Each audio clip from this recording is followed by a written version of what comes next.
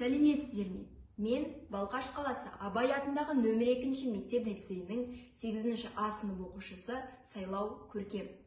Ұлы Абайға арнау.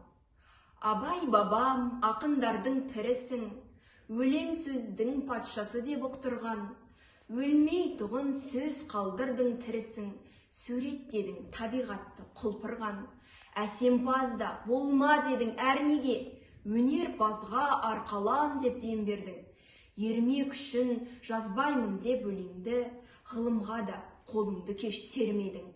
Пайдан емес, арды ғана ойла деп, сыйла депсің білім берген ұстазды. Көрсе қызар, арсыз, жалқау болма деп, көрсетіпсің адамға бес дұшпанды. Ыстық қайрат, жылы жүрек, нұрлы ақыл, талаптылық керек депсің жастарға.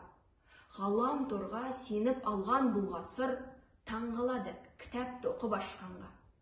Бес асыл іс, өзің айтқан аманат, жақсылықтың жолы деп біз білеміз. Адалдық пен әділдікті бағалап, өсиетіңе адал болып жүреміз.